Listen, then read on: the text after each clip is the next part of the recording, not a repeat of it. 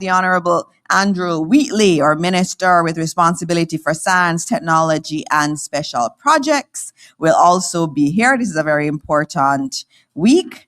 We also have with us the Honorable Donovan Williams. It's so good to see you, Minister of State in the Ministry of Labor and Social Security. We also have my wonderful PS, Dr. Kassan Troop, who is in the best ministry.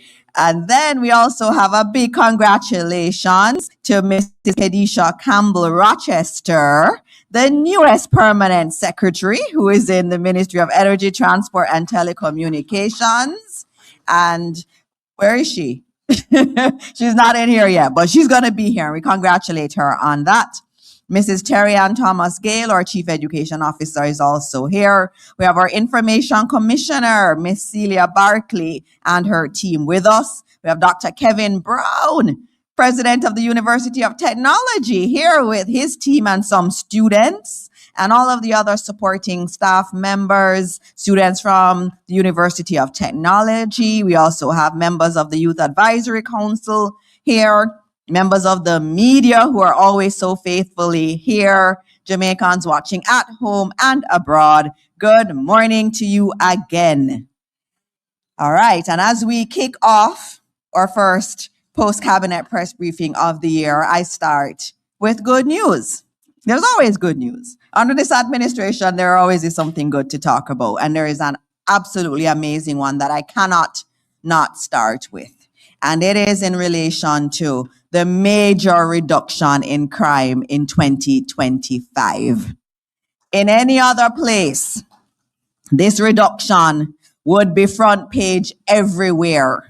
It would be celebrated. We'd probably have a day of celebration for it, but it has not gotten the attention that it deserves.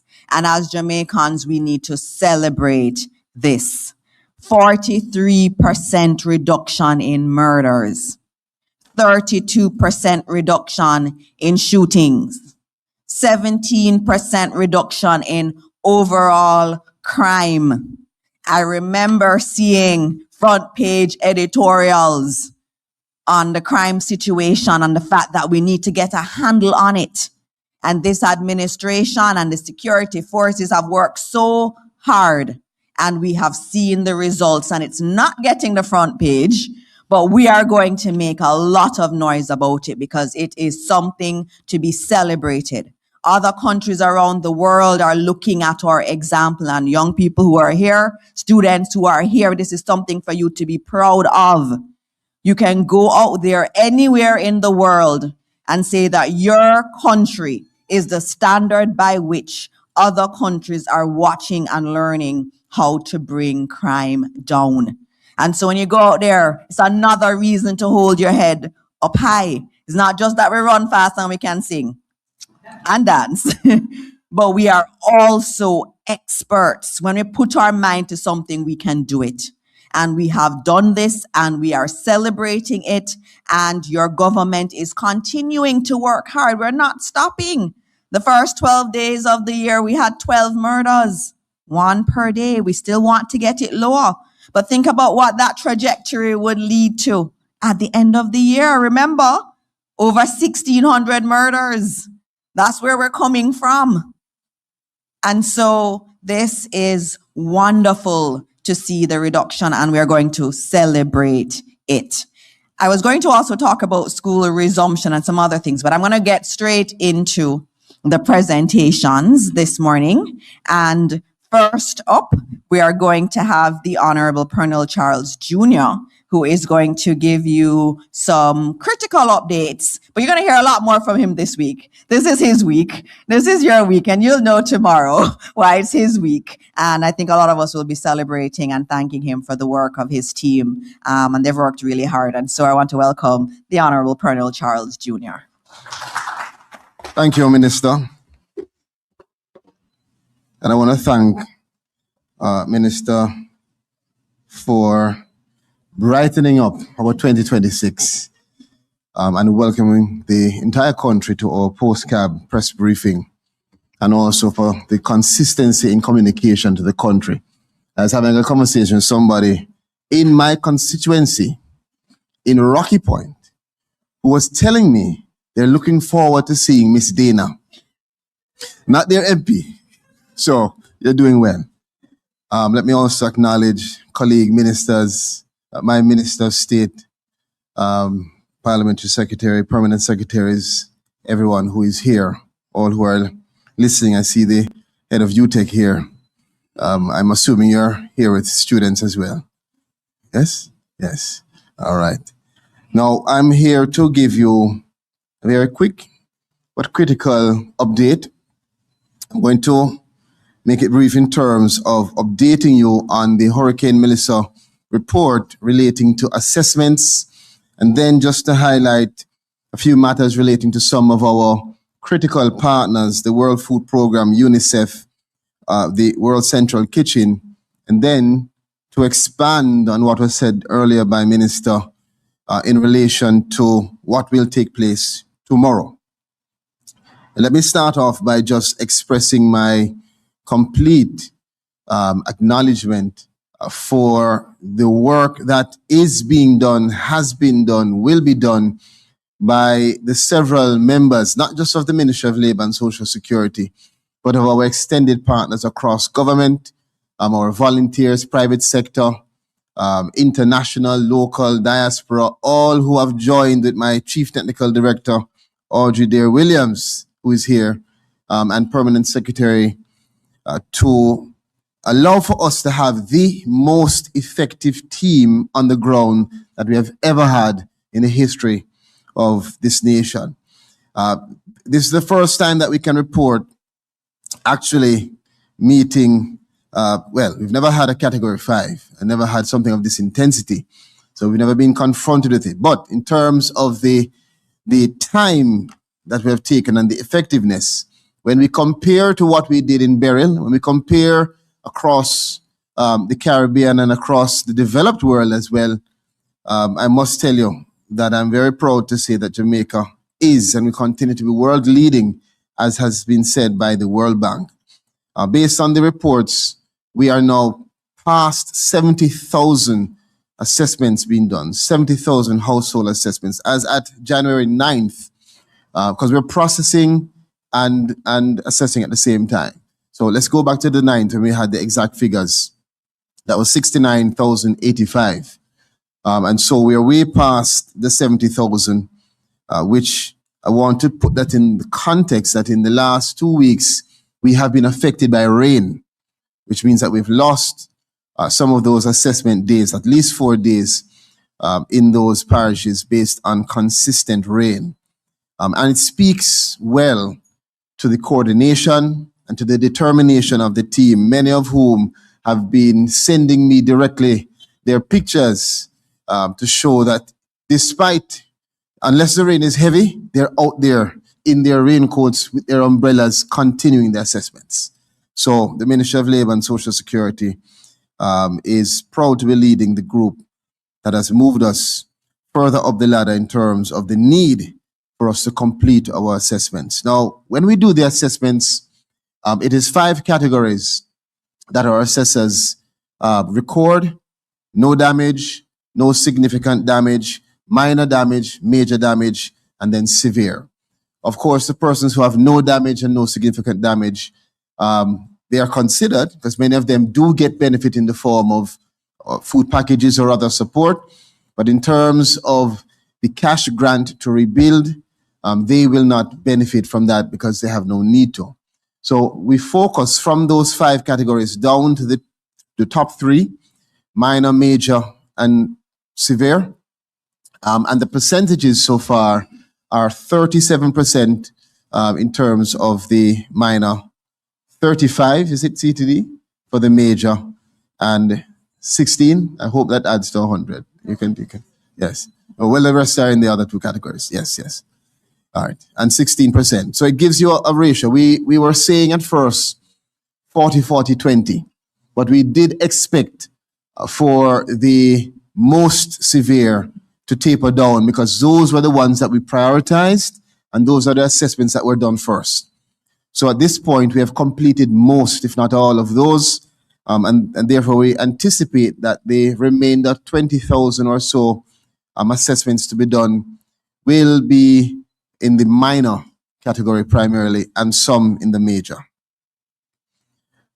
I want to just make mention of the partnership that we have also in terms of assessors. Before I move on from the assessment, we are now past 700 assessors that have been trained, certified, and are on the ground in varying ways. And so we continue to expand and to welcome any volunteers who would like to help. Moving quickly to our partners. The World Food Programme has a food assistance, cash support, and national delivery initiative, and they have been our strong partners way before Hurricane Melissa. In Hurricane Beryl, we benefited from their support in terms of cash grants that were coupled with the Rebuild Jamaica grants that were given out. And we want to acknowledge them for their strong support. They also assisted us in terms of upgrading our JH Diner Lite form, which is the digital form that we use now to collect the data that our assessors are using with the devices. That allows us to have the real-time uploads. And I want to just advise the country that they have completed their in-kind food distribution phase. And as at the 8th of January 2026, approximately 98,000 food kits were distributed from the World Food Programme. I think that deserves a clap. Yes. And I want to tell you, nearly 6 million meals from the World Central Kitchen and reaching more than 130,000 unique beneficiaries across the severely impacted parishes. Importantly, we are now transitioning to the more cash-based assistance, because recovery is not only about receiving food, as you know, it's also about giving the families the dignity and the flexibility to meet their immediate needs as they work to restore normal life. So the World Food Programme, who has been one of our major members of the Humanitarian Assistance Committee, launched in December 18th to be exact, their partnership with the ministry, where 10,047 persons have benefited so far. And their goal is to meet the needs of 16,000 households, up to 50,000 individuals, with each household getting 2 cycles of $34,000 grant to them. And that's a big support that we do appreciate, and we want to acknowledge them for that. Of course, they use our assessment list as the basis upon which they choose the beneficiaries, and many of the other partners rely on the Ministry of Labour and Social Security's assessments to determine who they will target in terms of persons who have vulnerabilities. And for the World Food Programme, they target the senior citizens, persons with disabilities, and of course, families that are in need. This support is being delivered through established payment infrastructure, including one of the national agent networks that we have, one of the remittance agents. And we also welcome the accountability mechanisms that they have put in place, including an active feedback system and a monitoring in the community and at the redemption sites. Now, beyond the household support, they have also strengthened their national delivery through having a common logistics services, including transport and storage for relief items. So if you've ever volunteered and gone to some of the shelters, you would have seen these massive white units outside of the larger shelters. And that's all based on our partnership with the World Food Programme. And we move essential supplies there so that they're in close proximity to those that need them the most. They've also helped us with emergency telecommunications. So very critical support, and we want to thank them for that assistance. I want to move on quickly, Minister, just 2 more points in relation to UNICEF. UNICEF is supporting the government through the Ministry of Labour and Social Security to strengthen the shock responsive social protection, particularly for children and vulnerable households. And this includes support towards an emergency multi-purpose cash top-up for vulnerable households with children.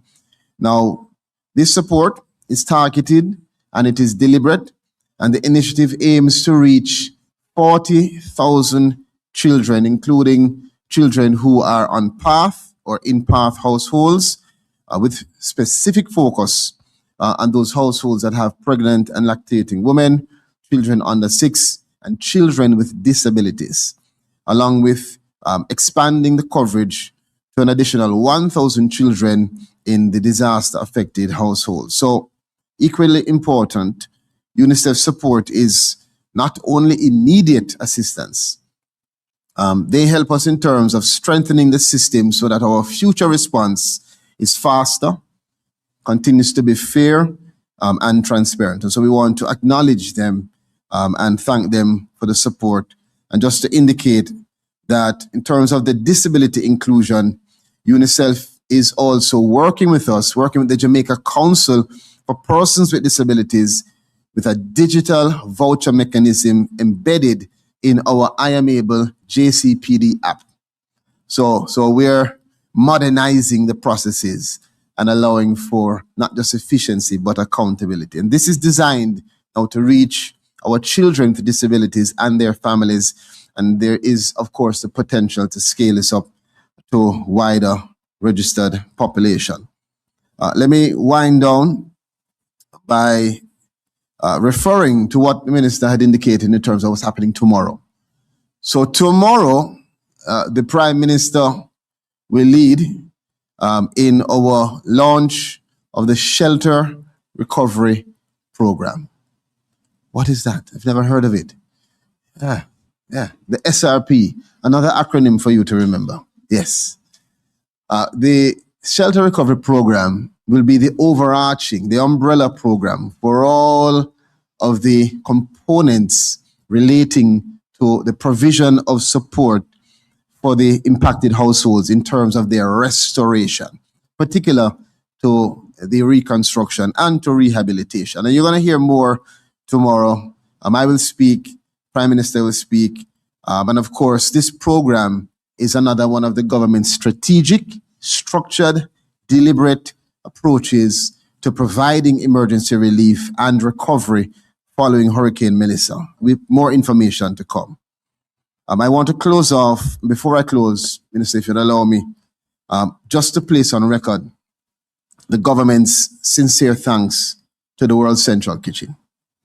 I don't know, yes, I don't know. Well, I know that at many of the press briefings it has been acknowledged, but we use every opportunity because millions, not just hot meals, but the provision of employment and just the support that has been given from the World Central Kitchen is remarkable. And their rapid support helped in terms of meeting the immediate needs in communities that were under pressure. And we want to tell them that we appreciate their partnership. I know the Prime Minister does. He personally had spoken to me about it. So on behalf of the government, we want to say thank you to the World Central Kitchen. In closing, remember that recovery is not a single action or any single check that you receive. It's a process. It's about stabilizing the households, supporting the dignity through the assistance that you receive, strengthening systems and restoring our homes so that the families can rebuild and do so safely. A lot more is happening. You will hear tomorrow. And until then, remember, if you have not been assessed and you think you should be assessed, utilize the self-reporting mechanism. First time ever that your government is providing you with multiple avenues to be acknowledged. It's on our website, mlss.gov.jm.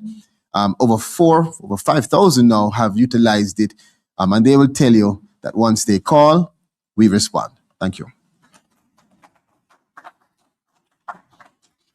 Thank you very much, Minister. And of course, I have to congratulate you on your work. I know you didn't have much of a Christmas holiday, and your team, I know you were meeting with the Prime Minister quite a lot over the holiday, working through the details of this shelter recovery program. And I want to thank you. I want to thank the entire team. I know it was not easy. All the assessors that have been out there in the field throughout the holiday, we thank you. And, there's so many times that I hear, there are all these other people who are doing all this work in Jamaica. It's not the government.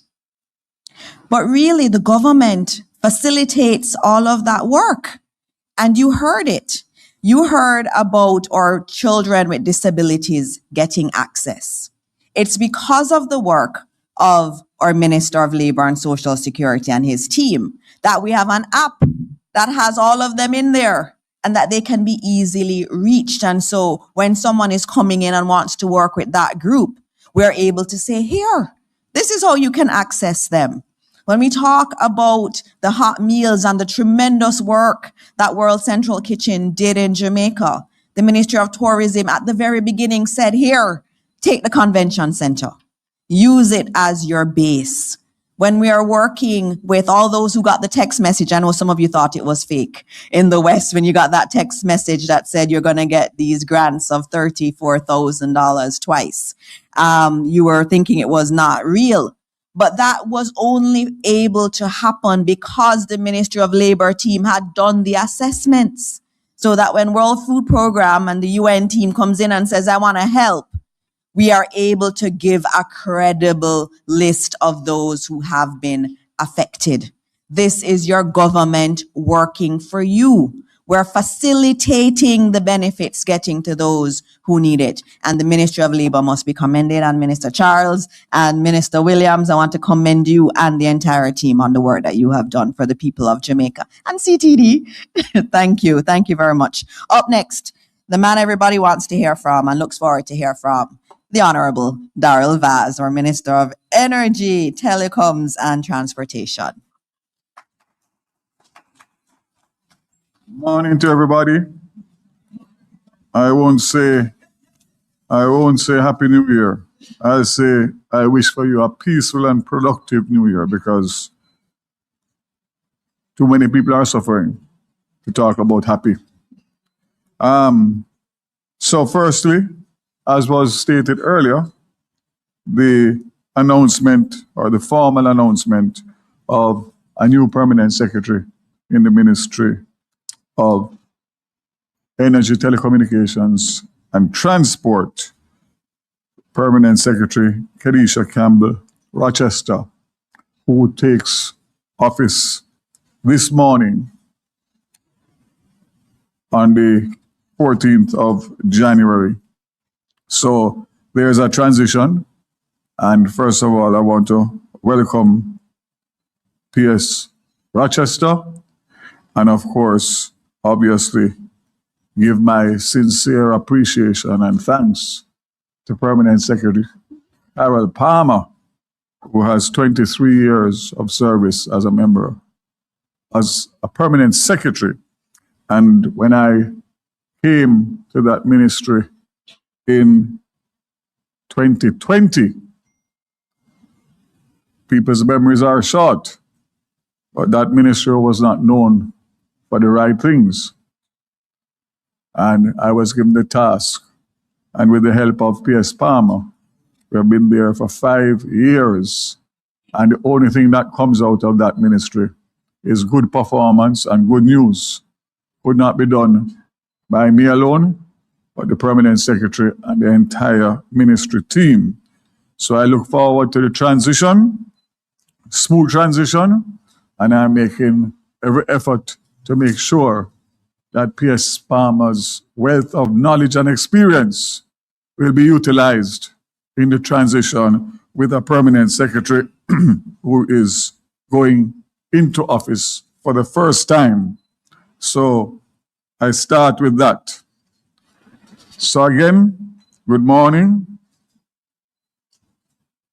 to all Jamaicans, even those still living with the aftershocks of a very difficult period.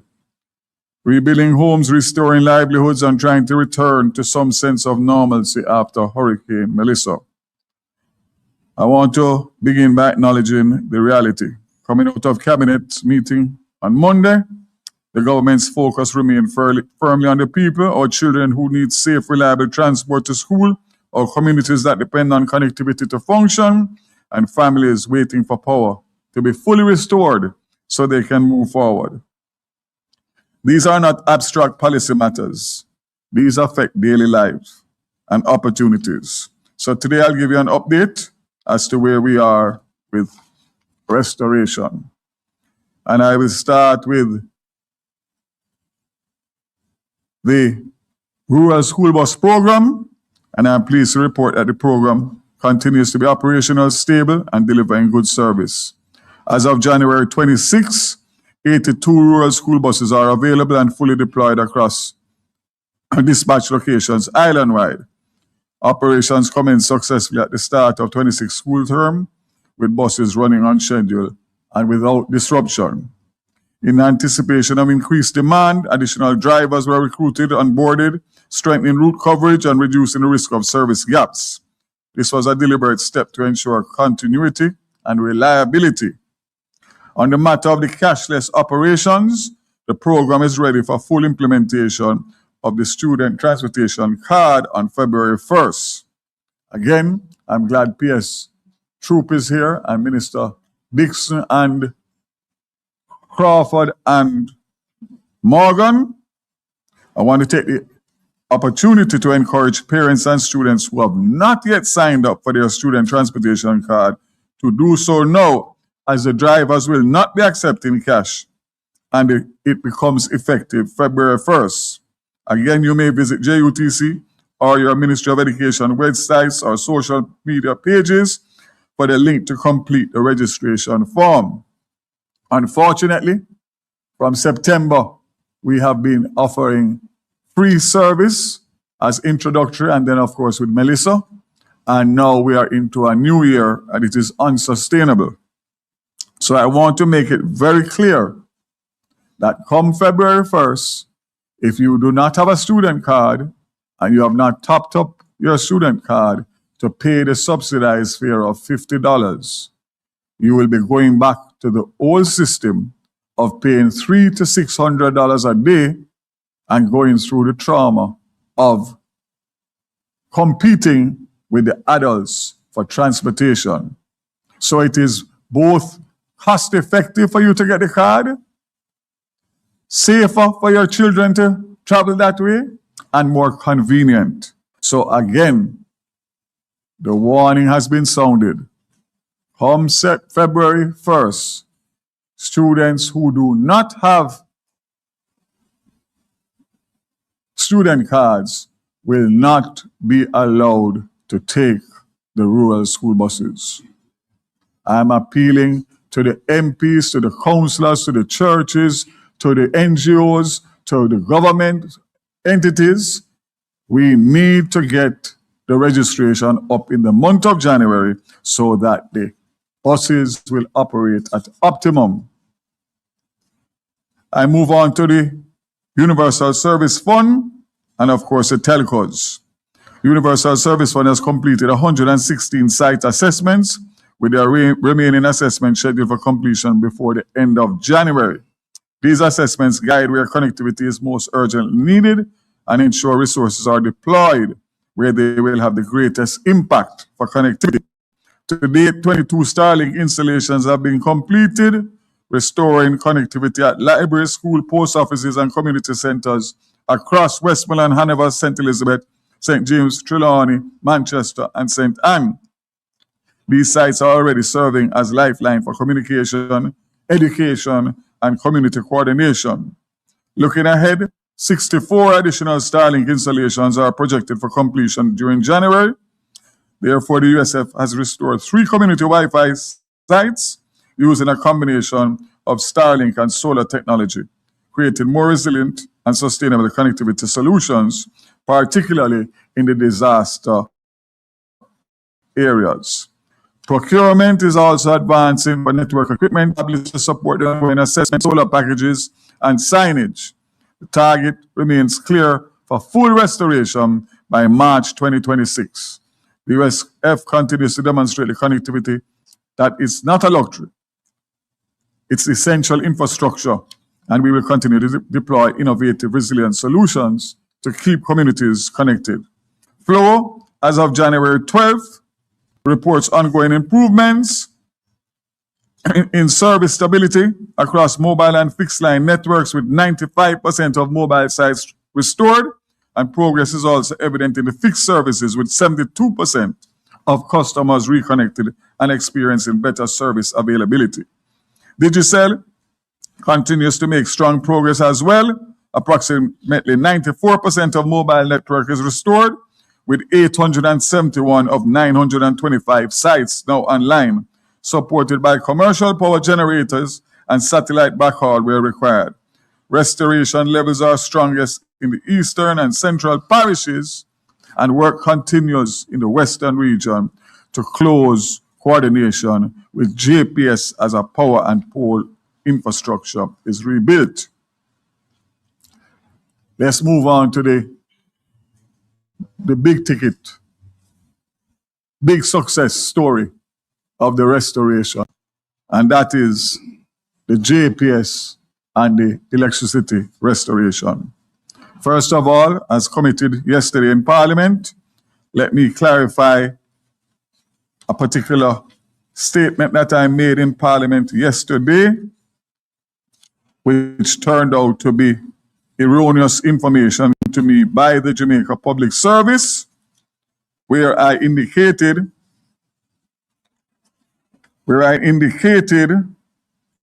that in one instance, 40 miles of lines were rebuilt with over 1,000 poles from Ferris Cross to Hodges, Westmoreland to St. Elizabeth, to restore approximately 2,000 customers.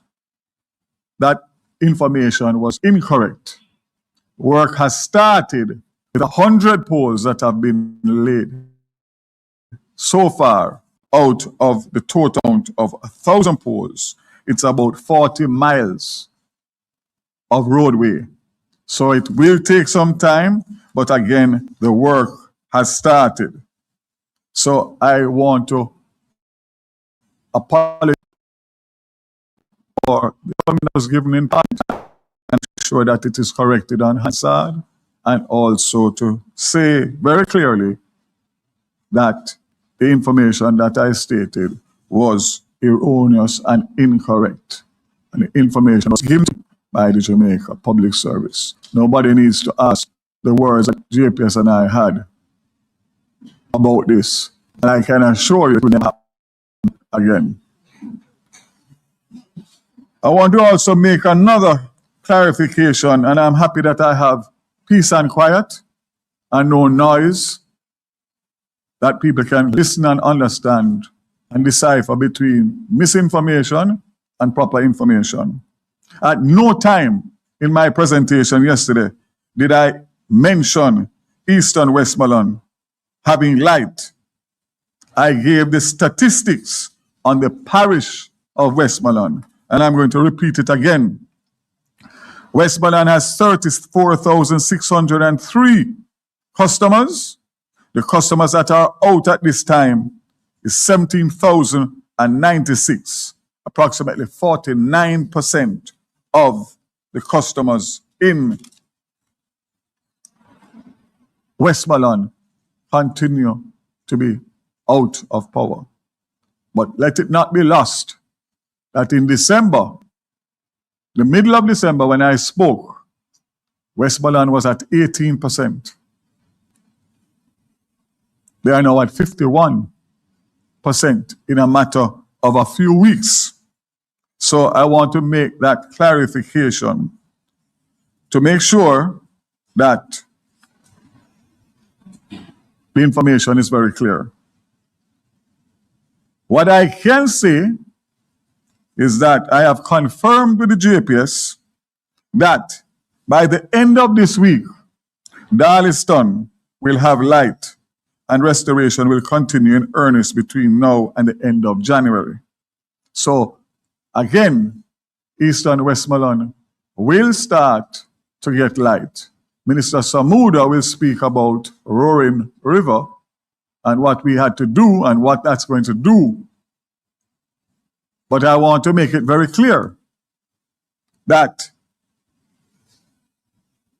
the opposition's position in response to my statement in Parliament on November 25th was that they were not in support of the release of $150 million unless they knew where the balance of money was coming from.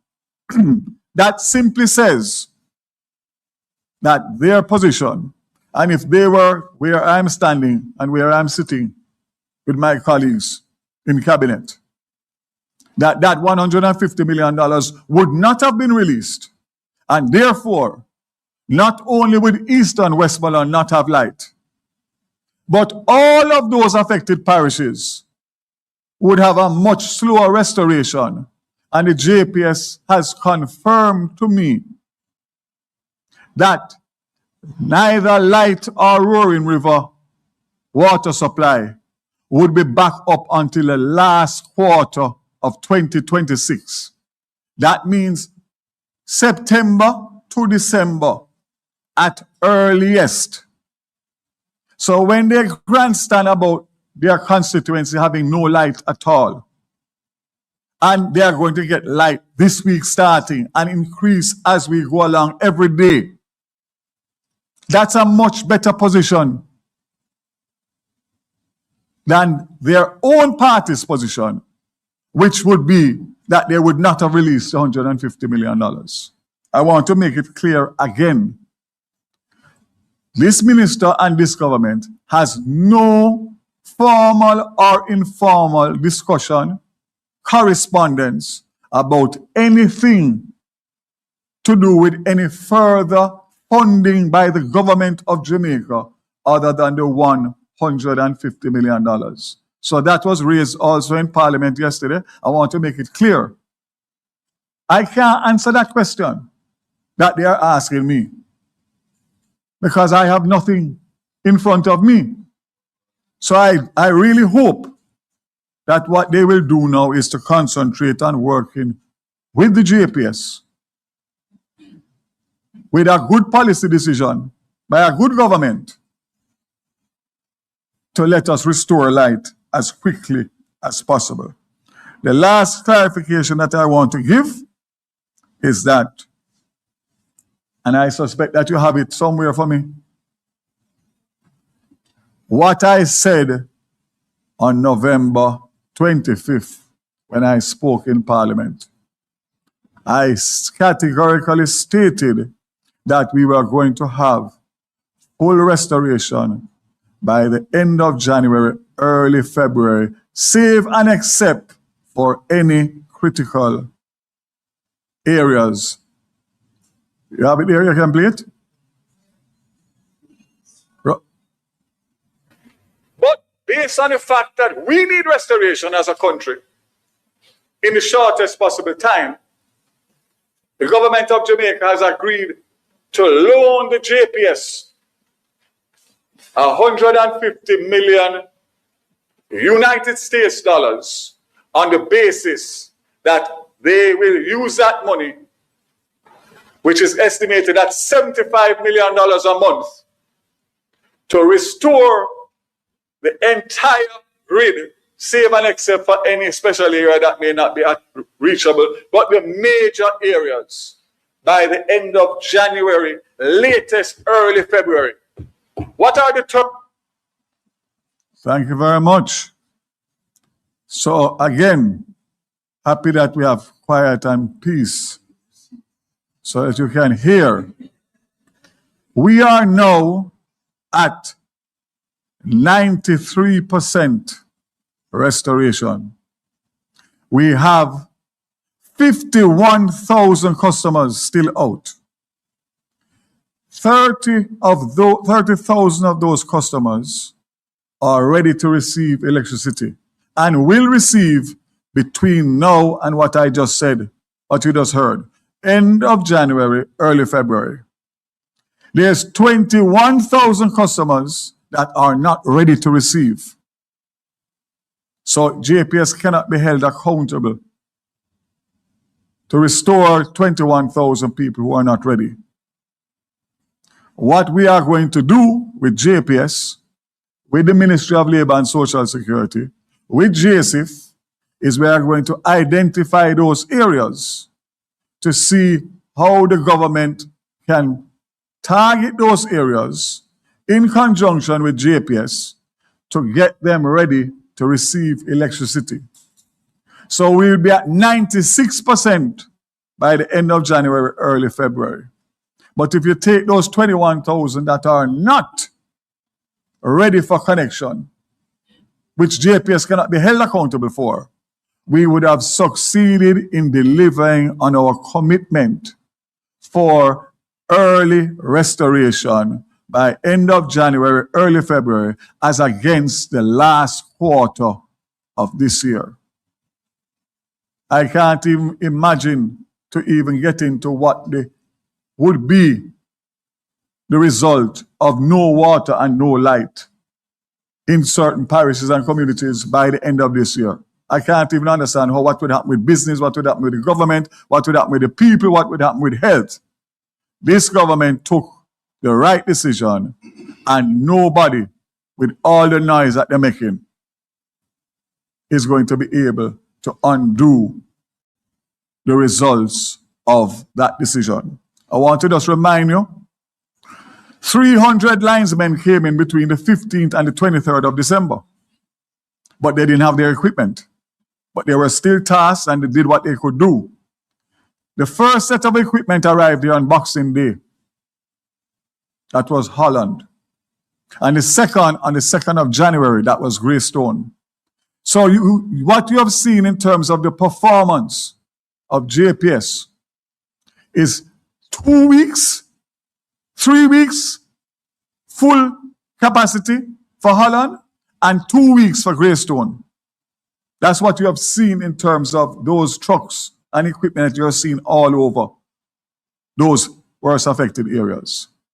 And that is why I can say without fear of contradiction and fully confident that the 30,000, despite the last mile, which is the most difficult part of the restoration, will receive light by the end of this month, early February. And we will work in collaboration with JPS and all the government entities to get those other 21,000 in a position to receive light at the end of that time.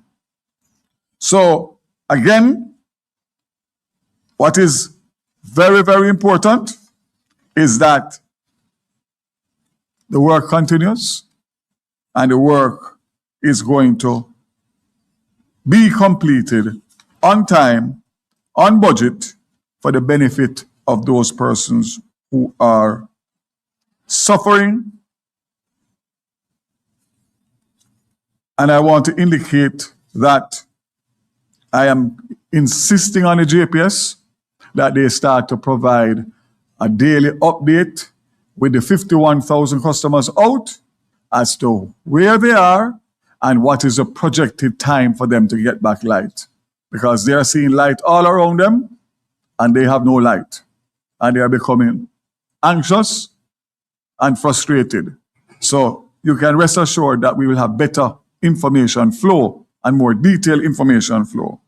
Last but not least, and this one is a huge, shows how government works for the people, the National Energy Poverty Reduction Program, as you know, is playing a critical role in the post-Melissa recovery. A total of $1 billion has been allocated for works between December 25 and March 26, targeting over 2,600 households for house wiring and major electrical repairs. Works are currently approximately 40% complete, with all contractors fully mobilized and activities underway across 9 parishes island-wide. The largest rollout under the program is progressing in Clarendon, Manchester, Trelawney, St. Elizabeth, Westmoreland, Hanover, St. James, Portland, and St. Mary, with strong progress already recorded in several areas. This is $900 million of contracts that are in place and work has started. I have prioritized the most affected areas because that 21,000 that we spoke about, this is going to help them as well because this is at no cost. So they get rewiring and certification at no cost. So we have Trelawney, Albert Town, 160 house wiring, St. Elizabeth, 332 in Black River and adjoining communities, Westmoreland, 150 house wiring and minor repairs in White House and adjoining communities. And just to let you know that is Member of Parliament Leighton Campbell. Just for the record. And then 300 house wiring in Catherine Hall, which I'm going to on Thursday. So overall, 1,200 houses were flooded in Catherine Hall and West Green, and they will be supported with 900 completed to date through the support of the REP program and the National Energy Poverty Reduction Program. So again, collaboration. And I just want to close by saying it really is for me a very big pleasure to sit here and with my colleagues, younger colleagues. I'm considered an elder now on the way out.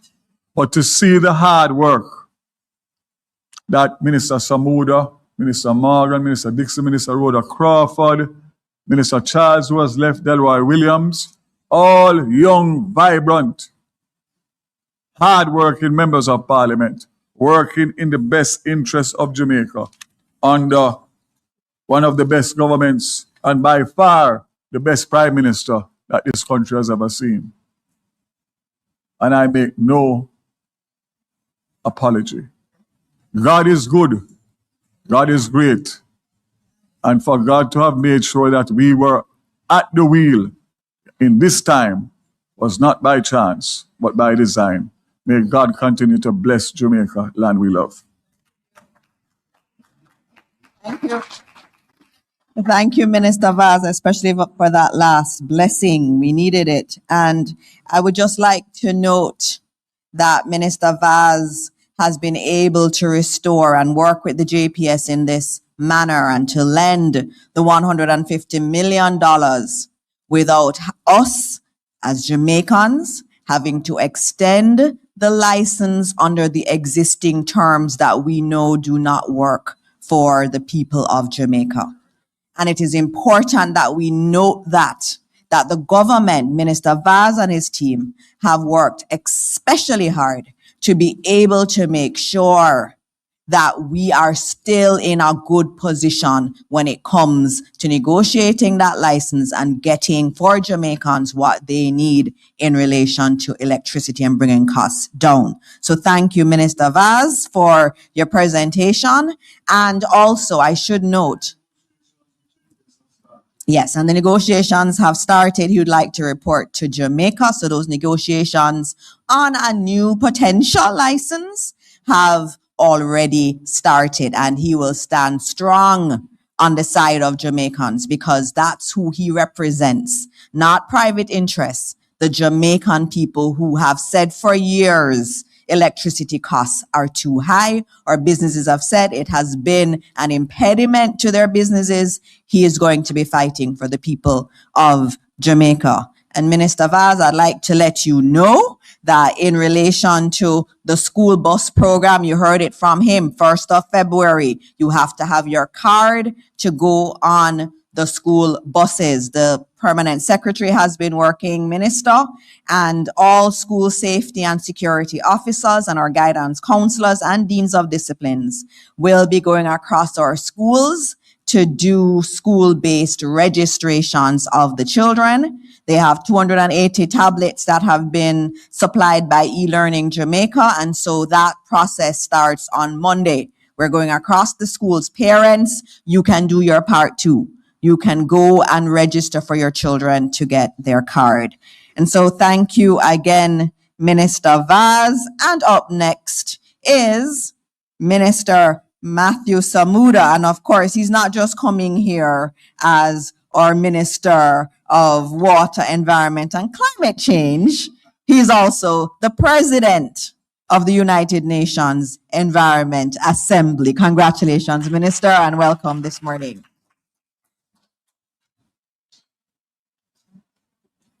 Thank you, Minister Dixon. extending warm greetings to colleague ministers, permanent secretaries, heads of agencies, members of the media, Jamaicans, all. I think Minister Vaz would have done a good job in setting the context for restoration of utility services. Ultimately, we are tied at the hip with power supply in the water sector. So it is important that persons understand that this intrinsic link does affect water supply. If you have light, usually it's a few days after that we're able to restore water because the pumps have to be powered up and lines have to be recharged at the back end of it. I think it's also important, colleagues, that we remind Jamaicans the structure of the water sector, because there's something that I think triggers ill feelings when you're out of water, you're out of light, but within your neighborhood or within your view, you're able to see persons with light and you call a neighbor and they have water, etc. So I think it needs to be understood exactly how the water sector is structured and how it works, firstly. As a reminder, the National Water Commission services approximately 80% of citizens in Jamaica. Between 4 and 5% is serviced by private suppliers. These are the Kankaras and Rose Hall water supplies, and the UDC has about 3 small systems. And there are other systems where schemes may have been built and developers would have applied for private licenses to supply those schemes because there was water supply in the areas. That's between 4 and 5%. The other 15% is indeed supplied by municipal systems, many times designed either by the parish councils themselves or built by the Rural Water Supply Limited. Firstly, the easiest one to report on is the private suppliers. We have been in contact with all private suppliers that enjoy licenses to extract, distribute, and produce and sell water, and they have reported that their systems are 100% restored. The second one, which is the larger one, which is perhaps more complicated, but certainly more consequential, is the National Water Commission. We can report that at this morning, 93.5% of customers have been restored in Jamaica. Now, that does not mean that 93% of systems have been restored, but 93.5% of the customers of the National Water Commission have been restored. Within that 93.5%, that doesn't mean that a main hasn't broken somewhere this morning and we're restoring service in an area. But those customers which are serviced by pumps have been energized. There is no water supply issue. There are utility breaks from time to time, but 93.5% of customers of the Water Commission have been restored. As you can imagine, this is obviously heavily skewed to the east. And as you go further west is where you have the greater disruptions. This gives you an idea of the number of systems and the distribution of systems which have been disrupted. You'll see that we are at 588 systems restored and 133 systems currently still down. This is actually a reversal, Minister Dixon, from our update, the last update that we'd have provided in December. So for this, we're particularly happy and want to extend our thanks to JPS for working with us. Now, you will see the parishes that are at 0, and you get the idea of the distribution and how we're building out. Generally in the east of the country, the northeast, certainly, in Kingston and St. Andrew, on the plains, we're doing particularly well in restoring systems. Now, this is an idea of the distribution of customers. And though that's the total view, 33,746 customers still without water. I think it's easier to view in this way.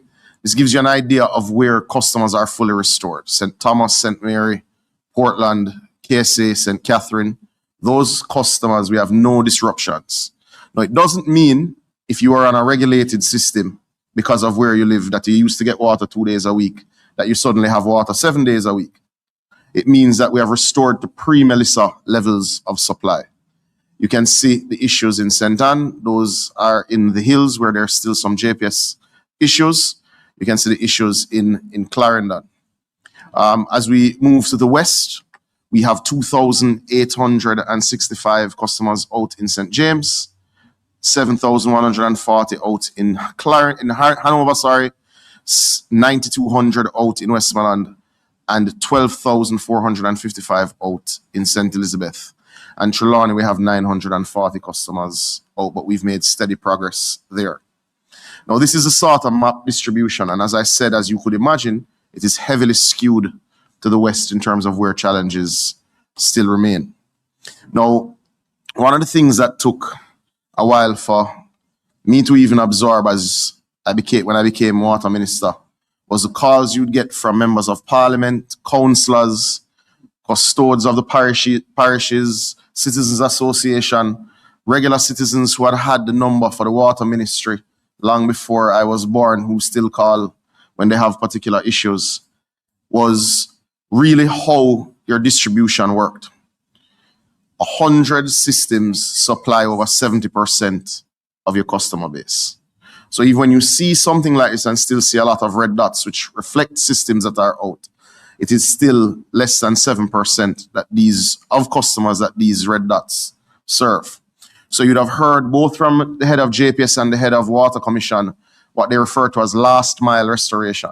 That is why it is so challenging to close that last gap, because it is a number of systems, as we'd have seen, over 130 systems which are still out, but serving very small communities. And in many ways, these are in remote areas.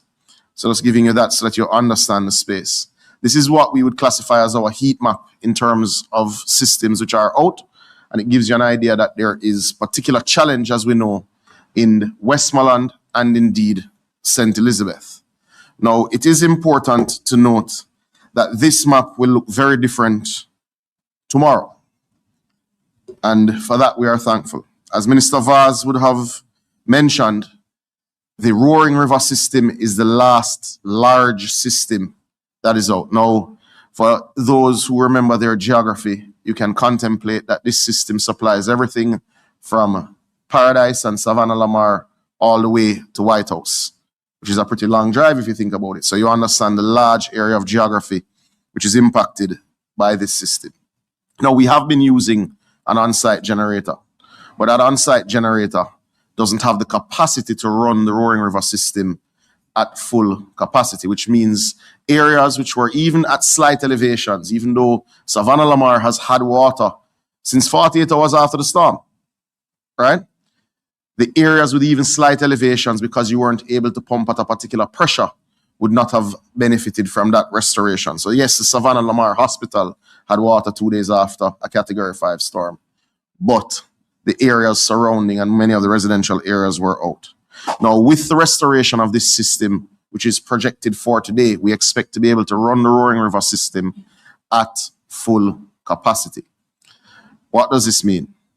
It means 30,000 Jamaicans will have water in 24 hours after the restoration of that system. So it is a major step forward in both moving from 93%, now 30,000 people. We've done the estimate based on households, commercial space. It's a little over, but we'll be conservative in that regard. Now, there is an area that has, I think, suffered disproportionately with water supply, and that is Darliston. And Darliston suffers because of the elevation. Roaring River supplies it. And there are communities en route between Savannah Lamar and Darliston which have suffered. Now, this would be particularly, I think the communities of Whithorn, of Caledonia, and Barnyside should be particularly happy this morning, because when Roaring River system turns on, we will be able to now turn on generators at these 3 locations, which haven't been powered up by JPS yet, which will move the water all the way to Darliston. So within 24 to 36 hours, the awful circumstances that citizens have had to live in that area, depending solely on trucked water, will come to an end. Doesn't mean that it will be perfect, because these are generators. They will run 12 to 16 hours a day, but these communities will be able to fill their personal water storage and to largely cut out the need for trucked water. 30,000 plus people over the next 24 hours. If Postcab was tomorrow, we'd have a slightly different verbiage, but we are happy because this is the last major system that is out. So this is a major stride for us this morning. That's the general view of the NWC circumstance. But what has this meant in the West? Just to give you an idea, and this is just in the West, this isn't a national viewpoint. To fuel generators, we have spent in excess of $200 million. Fuel, it's not rental. To rent generators not owned by the state, we have spent $450 million. To truck water, where you see the heat map, has already cost us $250 million, using over 70 trucks, both what is owned and what has to be leased or paid for by load based on the commercial arrangements. This has had a significant impact. It is why the Minister of Finance would have made her allocations in the supplementary budget to NWC, both to manage loss of revenue as well as to manage restoration costs. You should also recall at my last update, we were still speaking about the Martha Brae and the Great River systems. You'll recall that the intake lines for Great River were washed away in the storm. That was a significant feat of engineering. We got support from the Army Engineering Corps, we got support from contractors, and of course, NWC staff. But ladies and gentlemen, I want to also align your thoughts before I move into the updates related to rural water systems, very small rural water systems, that this financial impact has been significant and it is not yet over. Because water being in the area doesn't mean that customers in the area have reopened. So I'm starting to align your thoughts to the fact that with our major commercial customers down in the West, this will have a negative impact on the balance sheet of the Water Commission for some time. In many cases, persons don't understand cross-subsidy in the water sector. So you may live in an area, and yes, you pay your water bill on time, but it is another area that genuinely pays your water bill because of the cost of supplying your water system.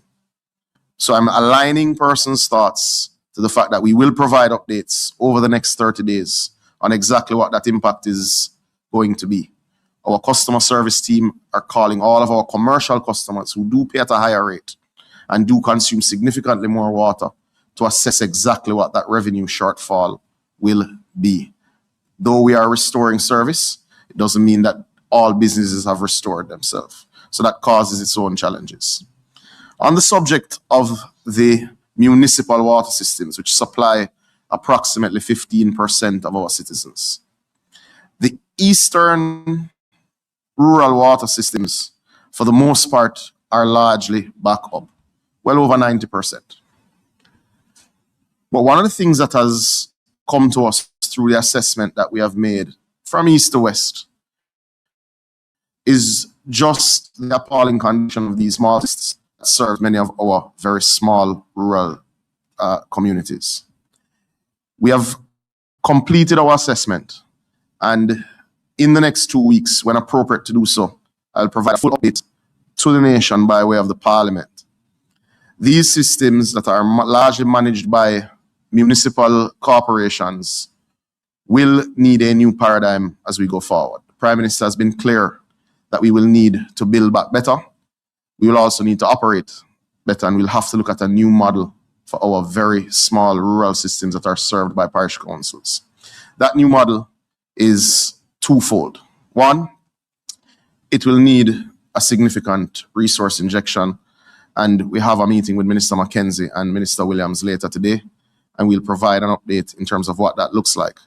But beyond that, and for your update, the government of Jamaica will pursue a new social water policy as an addendum to the water policy of Jamaica. That will govern how we manage these small systems, because as we've seen from east to west, north to south, many of them are in a state of disrepair pre-Melissa. So even though they've been restored, God bless the level of restoration. So we have a lot of work to undertake over the next 3 to 4 years on the policy framework, on the funding model for these, and a lot of engineering work to do. And the final missing link, I believe, we'll also have to do significant training for these operators of these water systems that operate outside of the utility footprint. Now, what does that mean for those who are without water, Senator Morgan? Very simply, it means in the West, we will have to roll out a major injection of engineering focus to bring these small systems in very small districts back up to operating capacity. And that will take significant time. In the interim, I have directed that allocations be made to the parish councils out of what we would have allocated for water trucking, which was some $400 million announced in December. We'll be making an allocation to each of the parish councils in the areas most affected to deal with these small districts. We will publish those numbers later this week once we complete the meetings with Minister Mackenzie. But we want to assure citizens that may be listening or watching in these small districts that yes, there will be challenges for the coming months, but no, you'll not be left alone to purely purchase this water by yourself. We'll work with our parish councils to significantly increase their capacity for trucking because it will require increased trucking in these districts. Thank you.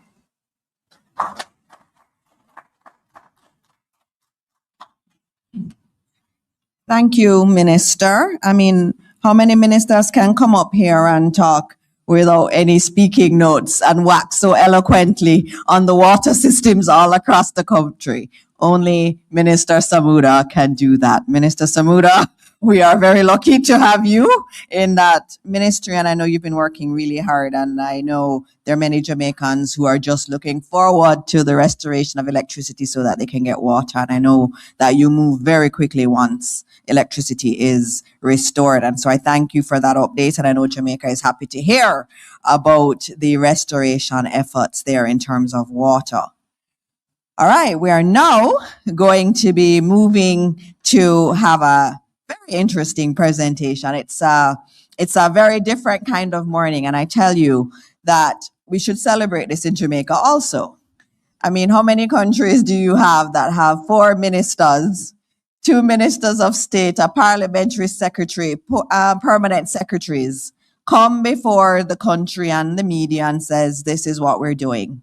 I even have cabinet notes to tell you what happened in cabinet yesterday, but I don't know if we're going to end up with time to go through that. This is something very special, and our administration believes very, very strongly in making ourselves available to report to the people of Jamaica and to take questions from the media, which we will do at the end.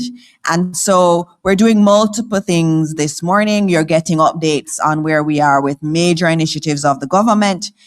And we're also launching some of our public awareness related things during this context also. It is Data Privacy Month, and we have a minister who is also kind of like the STEAM Santa Claus, and I'll tell you why I say that. We have been saying in the ministry that, STEAM, science, technology, engineering, arts, and mathematics is the focus. And it's strategically important for Jamaica and for our children to move in this direction because that's where the world is going. And we want our children to be a part of that shift that's happening globally. But in order to do that, we also have to have people who are supporting that effort.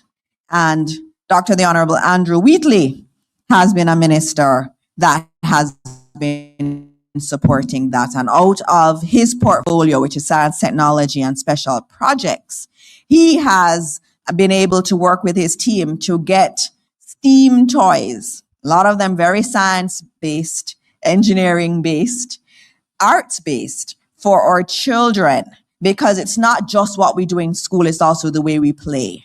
And Minister Wheatley got that. And so over Christmas, he was playing Santa and delivering all those wonderful toys to our children. And so this again is an example of a joined up government. We have initiatives in the Ministry of Education, but at the same time here in the Office of the Prime Minister under Minister Wheatley, we are seeing efforts in the science and technology portfolio to also support what we are doing in the education sphere. And so I'm very happy, even though he's not talking about his STEAM toys today, to thank him for that and to have him speak on data privacy this morning. So please welcome Dr. the Honorable Andrew Wheatley.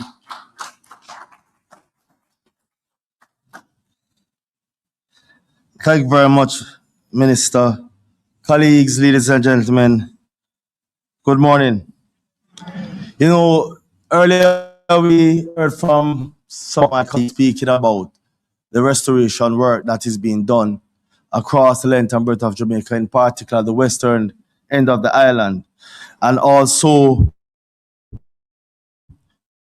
the initiatives of the government to get people back to living or even better standard than prior to Hurricane Melissa.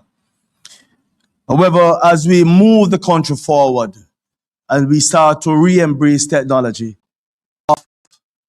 things that we have to bear in mind. We are not only looking to embrace technology in the recovery and the build out of resilience, but to embrace technology to create opportunities for our people. And Minister Dixon spoke about STEAM being a critical component: science, technology, engineering, arts, and mathematics. Our students, our young minds, in embracing those subject areas and becoming more innovative. Consequent to that, we have to now ensure that we know how to treat with data. And this month, we will be celebrating, or is marked as the Global Month for Awareness. It seeks to sharpen public awareness and strengthen the way personal information is handled in an increasingly digital world.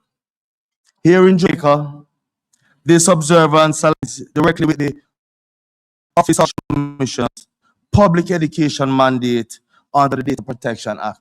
And I must make special mention of our Information Commissioner, Ms. Sheila Bartley, and of course, the President of the University of Technology, Dr. Kevin Brown, who is also working with the University of Technology, is working with the Office of the Information Commissioner as we increase the awareness of data protection, need for data protection.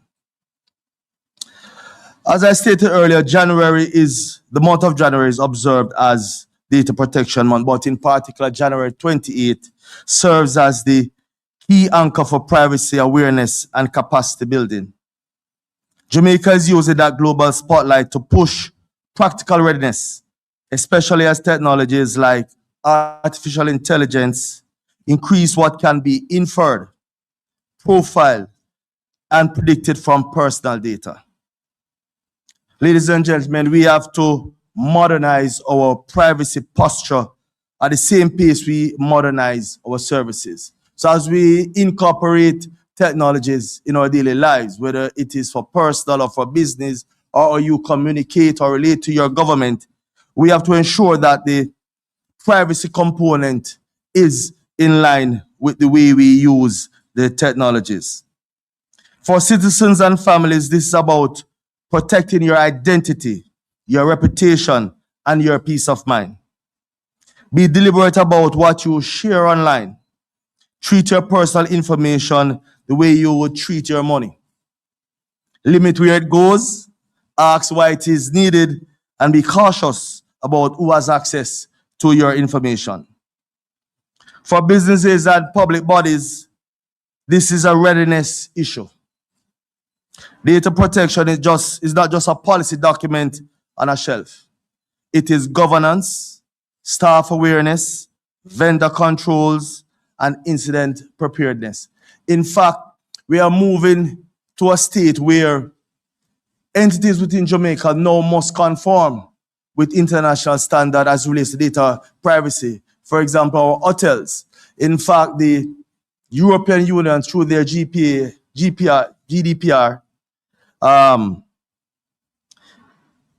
is very much aggressive how we treat with their citizens who are coming here to do business or to vacation here. So data privacy and data protection is not something that is confined to us here in Jamaica. In fact, it is an international standard that is now out there, and that level of awareness is very important for us to be compliant and to be able to do business with other jurisdictions. If you're collecting personal information, you have a duty to to manage it responsibly and securely.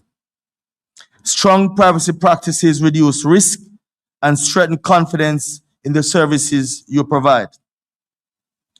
For our privacy and compliance professionals, particularly our data protection officers, Data Privacy Month is a strategic moment to benchmark your programs, identify gaps, and strengthen controls. Ladies and gentlemen, this is even more important as technologies like, as I said before, artificial intelligence expand. We all know that artificial intelligence can be, can be used to create, let me say, profiles that, mimics any one of us here. In fact, it is predicted on personal data, access to personal data, your likes, dislikes, your characteristics, your physical features. Artificial intelligence can manipulate same to generate photos, pictures, even the way you express yourself. And so all that data is exposed and treated by persons tasked with collecting your data is very important. But you also have a responsibility to manage how you share your data as well. Against that backdrop, I want to acknowledge again the Office of the Information Commissioner for leading a focused program of public education and capacity building this month, with special attention, and I emphasize this, special attention to youth digital safety. Minister, we have been providing our students in particular with devices that are geared towards enhancing the learning experience. And at times they will deviate from the learning experience, which is in a very controlled environment where you access information on the Ministry of Education's website. Our young people are very inquisitive and will visit other sites that will at times ask them to provide additional information outside of the scope that would be required by the Ministry of Education, for example, or other learning institution or sites that will provide, will need information to provide them with learning material. And they themselves now must be taught and be brought to a level of appreciation that you have to be very careful or you expose yourself or you treat your data or you share your information. And so the special attention is to youth digital safety and, of course, business preparedness and responsible data governance across Jamaica. I want to use this opportunity to reinforce a clear national message. Privacy protection is a shared responsibility. It's a shared responsibility across government, business, and citizens. Ladies and gentlemen, as Jamaica observes Data Privacy Month, we join the global initiative that reminds us of a simple truth. In a digital society, privacy is not a luxury. It is a requirement for safety, trust, and resilience. And I want to just encourage the public to follow the OIC's updates and participate where possible. Data Privacy Month is about building a national culture where personal data is handled with care, respect, and accountability. Because, ladies and gentlemen, we all know that trust is the foundation of digital transformation. Our Information Commissioner would like to just share a few words quickly as relates to data privacy and Data Privacy Month.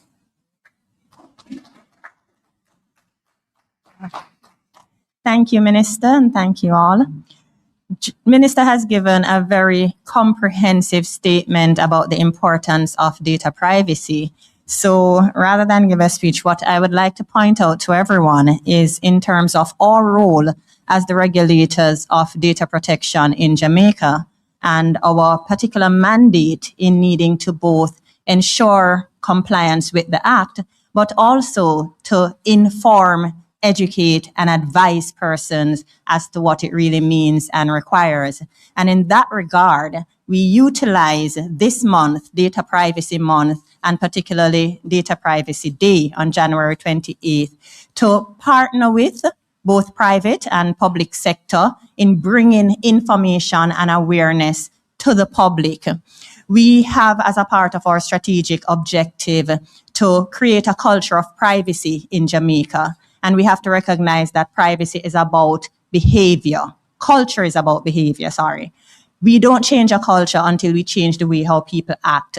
And so it has to be personal to each and everyone, whether operating as a business or moving around and interacting with others as individuals. And in this regard, if you want to change a culture, you also have to start with the very young. So Minister has mentioned what we intend to do in terms of the involvement of the youth. And so we just want to remind the public that as we put forward our information and as we implore you to help us in protecting privacy, you have to focus on not just your own protection of privacy, but building up the younger generation. Now, we have a month of activities planned that will focus on different stakeholders and involve them. And I would just quickly invite our communications and international relations manager. Sorry, in the interest of time, I will just outline. We started this month with our church service on Sunday to welcome our blessings on this year, which will mark the 5th year of operation of the OIC and the operation of the Data Protection Act. We have, as a part of our activities, school tours, which will involve our visits to Arden High School and St. Jago High School, which will be our first one, is actually tomorrow. We will also be having our conference on January 28th. At this conference, we have partnered with UTech Jamaica Limited. They have a data protection program already, and they also have an annual conference.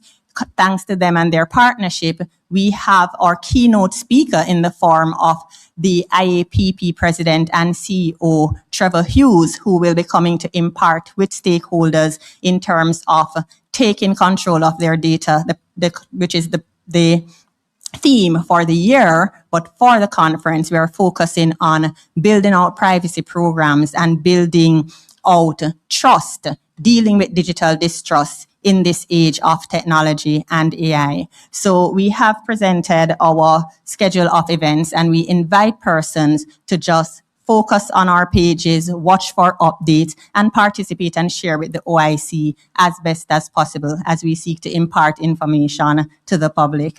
Thank you so much, Minister. Thank you very much, Ms. Barclay. It's good to see you. I haven't seen you in a while. And it's nice to see you. And I know there's a lot of work happening on data protection. And as the minister said, it is absolutely important and we have to start young. And this is where we're going to work with our children. They know AI very well and they are using it. And it is our responsibility to get them to use it safely and to protect data. We have one more presentation, which we have to do. And then we have to take questions. I know we've gone long, but it's a lot of information that we have. UTech students, don't you think this is good? This is a good thing. You're learning a lot. Good. I'm glad you're here. And we do this very regularly. And so we now have our Chief Education Officer, Terry Ann Thomas Gale, who's going to come and she's going to present on the reopening of schools. And the Ministry of Education, PS, tell the entire team they've done a fantastic job. I know NET is here too. Latoya Harris-Garty is here and the NET team has been fabulous. Where's Kerry? Kerry, we need to put the camera on you. Isn't Kerry here? I thought Kerry was here. Okay, but our team in the ministry, our building team in the ministry has also been doing a lot of work. As I've gone around, I've seen the work happening. The contractors were working on during the whole holiday, even on the holidays, Christmas Day, New Year's Day, they were working to open schools. And Mrs. Terry Ann Thomas Gale is going to come and tell you about that. And she's also going to be speaking on some adjustments to PEP, CSEC, NCT VET, and also City and Guild. So it's a very informative 10 minutes that you're going to be hearing. Good morning, everyone. Thank you so much, Minister. I acknowledge the presence of everyone here. We will go straight into the presentation. I am pleased to announce that we currently have all 1,010. Thank you. All 1,010 institutions up and running. Our schools have really demonstrated the resilience that we have developed within the ministry.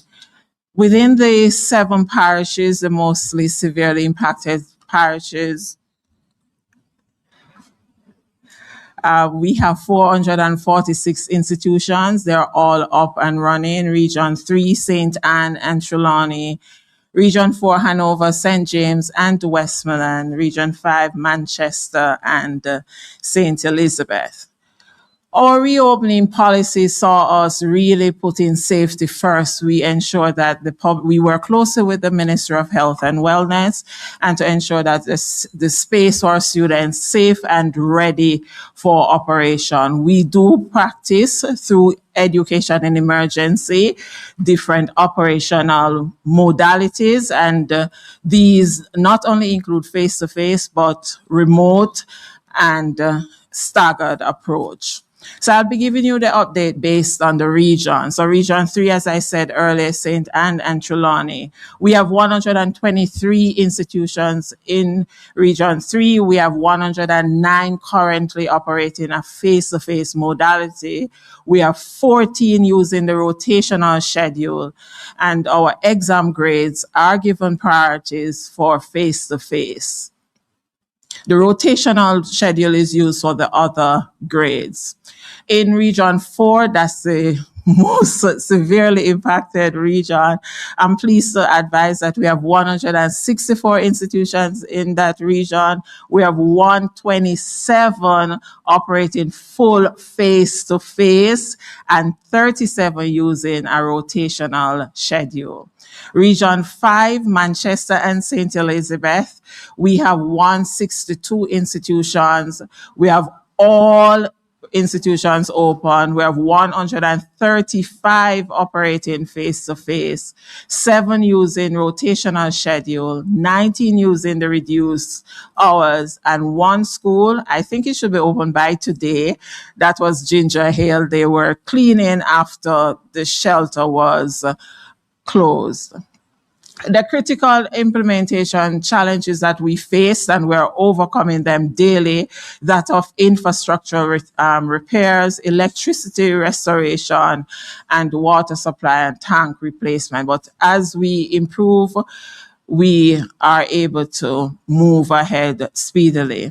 What we have done, we have gone ahead and we have looked at the National Standards Curriculum. This curriculum is used in all primary level institutions and up to grade 9. We have done the modification to this curriculum, and I'm just going to show you a snippet of what it looks like. So we have moved for example, in mathematics for grade 4, we went through and we looked at all the objectives for mathematics. At grade 4, we had 124 objectives. What we did, we looked at the most essential objectives for mathematics. That means the students must achieve these in order to move to the next grade level.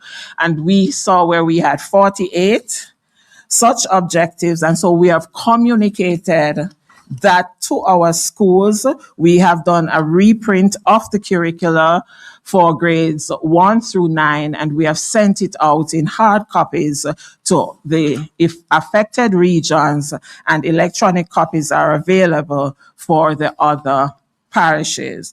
For language arts, for example, we had 138 objectives at grade 6. We have condensed that to 90 objectives. I want to reassure the public that condensing to a smaller number of objectives, the students will not be at a loss. We looked at those objectives that are usually call them the general objectives. That means these must be done in order for us to speak to achievement of skills and competencies. Changes to the 2026 sitting of the primary exit profile. Through extensive consultations, we have finalized our sitting components for 2026. At the grade 6 level, we will see our students doing the ability test. The ability test looked at quantitative and verbal reasoning. You really need to be exposed to the curricula up to at least grade 3 to achieve this. So this is not based on the grade 6 curriculum. They will get 40 multiple choice items. They will also sit mathematics curriculum-based tests, and within that curriculum-based test, there are at least 20 multiple choice items that will measure numeracy. The grade 6 mathematics test is based on the grade 6 curriculum. The grade 6 language arts, the grade 6 curriculum-based tests for language arts, they will also have some literacy components. So both the CBT, the curriculum-based test for mathematics and language arts, they both have 60 multiple choice items. At grade 5, our students will only do performance tasks in language arts and mathematics. The performance tasks will see the students doing responding to 4 to 6 open-ended questions. I just want to remind the public that the primary exit profile at the different grade level is based on the curriculum at the grade level. Our grade 4 students will only do the grade 4 literacy and numeracy test. These are the administration dates. Our grade 6 students will sit their exams beginning April 29th, 2026 and April 30th, 2026. Our grade 5 performance task will be done on June 10th, 2026. Grade 4 will be on June 24th, 2026. The placement mechanism remains the same. Our grade 6 students will be transitioning to high school using their grade 4 PEP exam that they did in 2024, their grade 5 PEP exam that they did in 2025, and the components being done at grade 6 in 2026. I'm excited to announce that we have been looking at resourcing our institutions in education in emergency. We have gone ahead, and I want at this time to acknowledge our donors and our partners, UNESCO and UNICEF. They have really come on board with us, and a lot of our local publishers as well. We have reproduced our learning kits, so each institution within those greatly affected regions, each student within the grades 1 through grade 9 will be receiving a learning kit. So they get their learning kit. This learning workbook, they are in different volumes. So this book should last 1 month. I want to emphasize how we use this book. So the students go in using the rotational model. When they go in, they are taught face to face. When they are in the remote space, work is given from this book, along with other resources that we have supplied to our institution. This workbook is aligned perfectly to the modified curriculum. And I have sample here so you can interact with. And it's also available online. This is also made public to all institutions, private as well as public. Our modified curriculum, each teacher in the affected parishes was given a copy, and each school in the other parishes were given copies. And it is as well available online, and it is available to all institutions. Our resources at grade 4, as I said before, those workbooks have been dispatched. We will have a monitoring in place where we go out to see the level of use, the extent to which our students are using the materials, and how it is that they are interacting with it. And then we supply them with the other volumes. So they will be supplied right up until the end of the year. Our national exams, as at the secondary level, we have suspended the grade 9 achievement test for 2026. We will use a different placement mechanism we have about 50 students maximum that we give this assessment to get to transition into high school. As it relates to CSEC and CAPE, we have, through consultation with the Caribbean Examination Council, we have decided on two options. Option A will see students in the parishes, the regions 1, 2, 6, and 7, they will sit the full administration of the Caribbean Examination exams for CSEC and CAPE. That is, they will do the paper 1, the paper 2, and the SBAs. The option B, that's a modified approach, that is for the affected parishes. What is interesting to note, we are not just giving these parishes this option. They have the choice through consultation with their students as well as their parents to decide on the option that is best for their institutions. The options are not students related, but they are institution related, meaning the entire school has to sit the option. So in these parishes, they can either decide if they want to do option A, which is the full administration, or if they are so impacted that they want their students to do option B, which requires them to only do the multiple choice and the SBAs. Interestingly, through our consultation with CXC, Jamaica was given a SBA concession. That means there's a modified version to what the school-based assessment component for our students should be for Jamaica. If it is that our students have already completed their SBAs, they are not asked to redo it. If they have not, they can now apply the concession that has been awarded to them through CXC. The other exam, City and Guilds, that's the regular administration, our speaking and listening component. Our schools decided that they want to go the regular route for City and Guilds. However, City and Guilds still provided us with options just in case there are different school students experiences different challenges. There are options available. The exam dates remain the same, and I want to advise that there's a bulletin that has been out, bulletin number 4 for 2026, that gives an outline of everything that I'm speaking to as it relates to our examinations. Our NC TVET, that's the local exam, it remains the same. We have less than the number of sitting, and we only have one sitting in February and one in June. The students will receive their results in a timely manner. Our interagency support, our collaboration continues with the Ministry of Health and Wellness, JPS, and the National Water Commission. And again, UNICEF for our tents. I really want to applaud and thank the UNICEF for being out there. They have given us tents, they have given us sanitation, they have given us learning kits at the early childhood level and as well at the primary level. And our many donors and our local publishers. As I close, colleagues, I just want to remind the public that while Hurricane Melissa may have tested our system, it also highlighted our collective strength. The Ministry of Education remains fully committed to rebuilding stronger, planning smarter, and supporting every school community to recover now and beyond. Education in Jamaica will not only recover, it will emerge even more resilient. Thank you very much.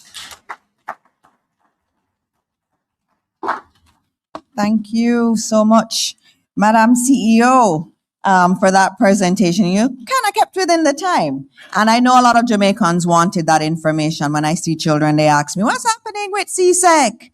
And I know parents are, what's happening with PEP? So I asked the media if you can please get that information out to everyone in relation to that. I had cabinet notes, but I'm just going to go into the questions just to see if there are questions from the media. Some of our ministers had to go. They are on the committee for PAAC, and so they had to go to treat with that. If there are questions that you have that I cannot answer, we will get that to you separately.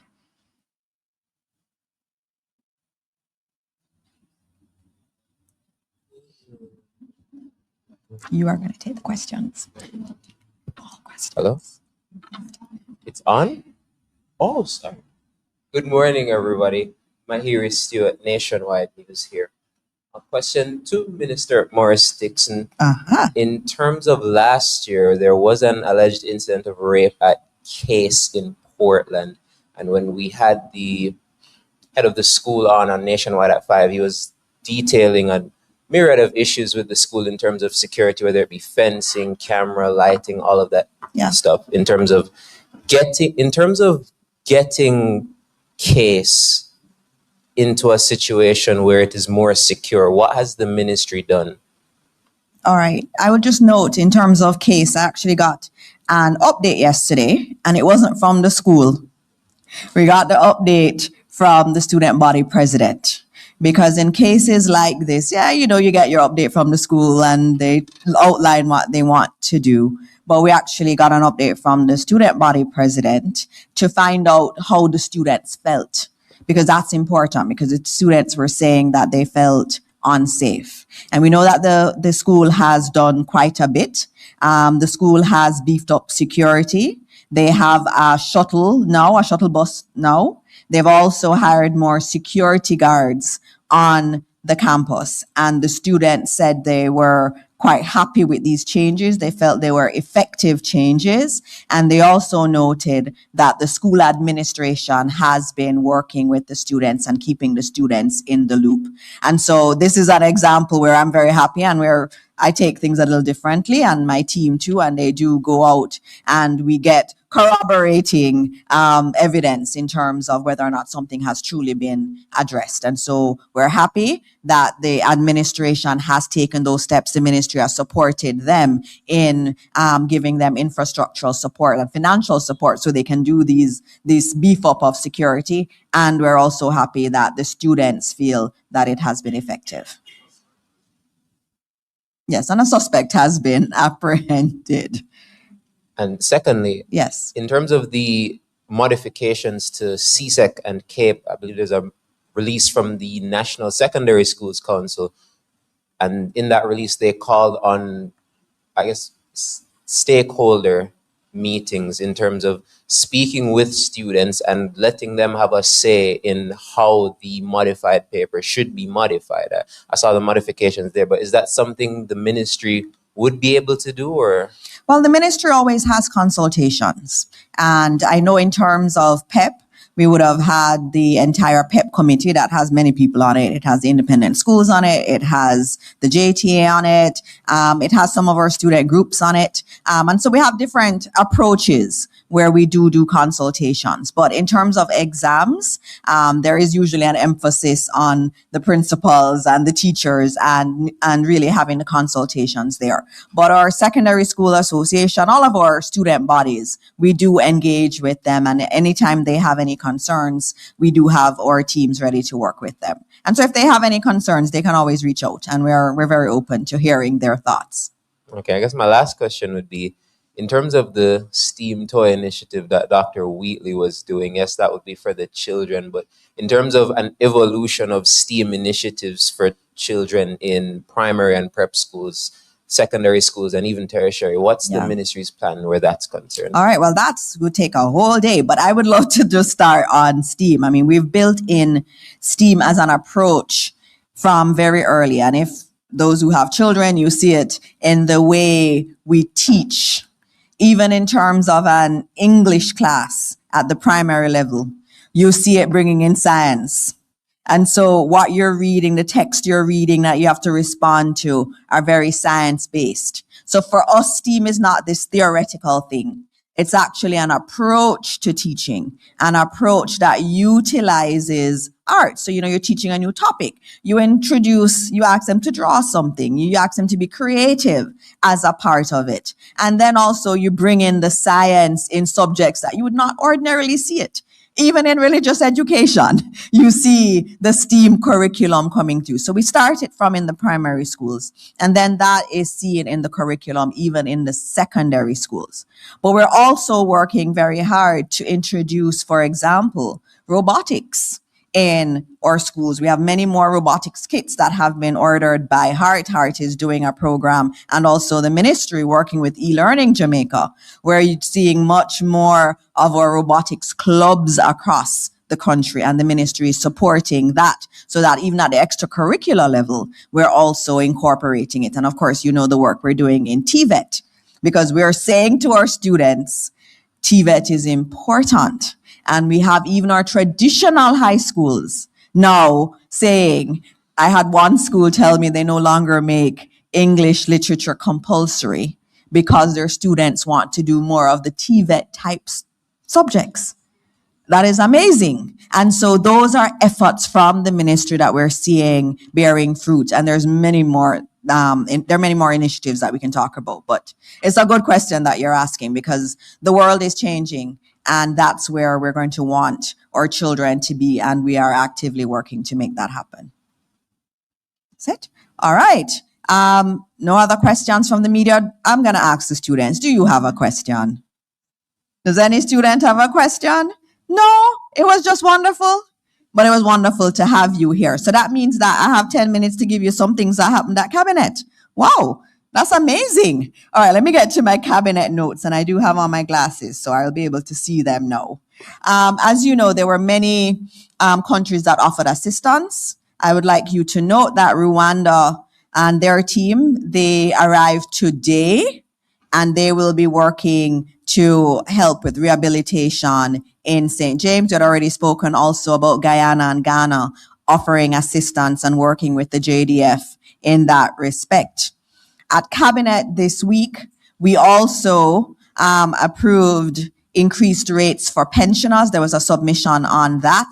Our pensioners are very important. We always spend a lot of time on our vulnerable groups, and that was one area that we did discuss in cabinet this week.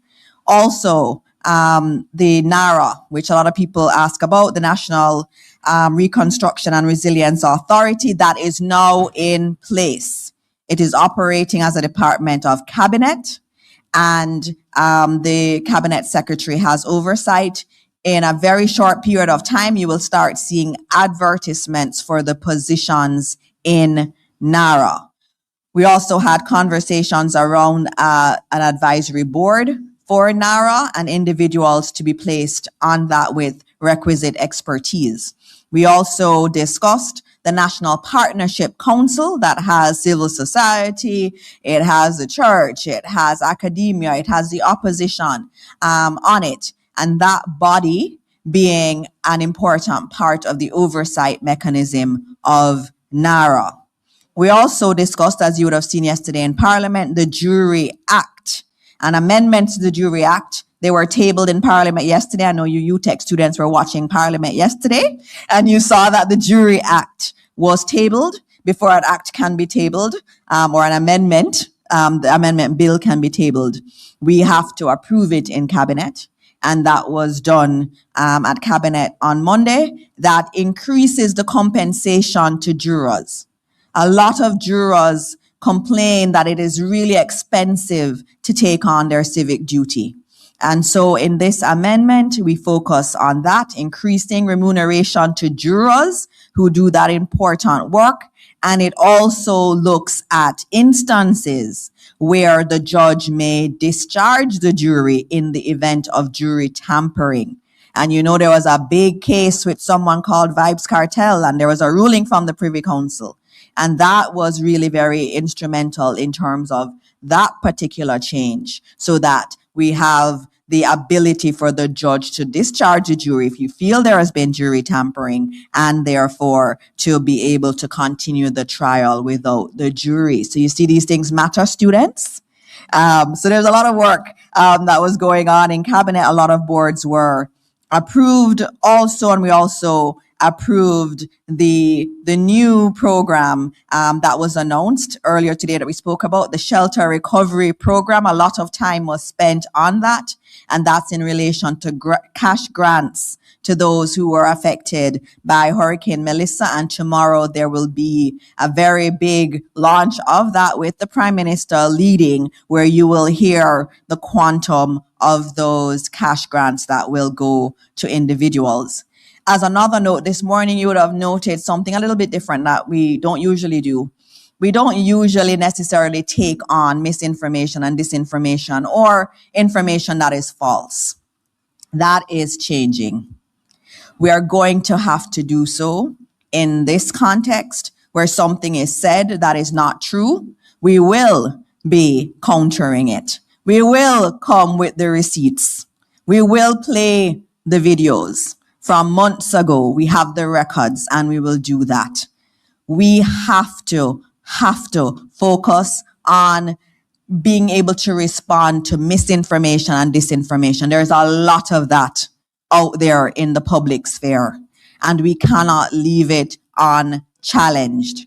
And so you will be seeing new approaches from the Ministry of Information in terms of dispelling those things.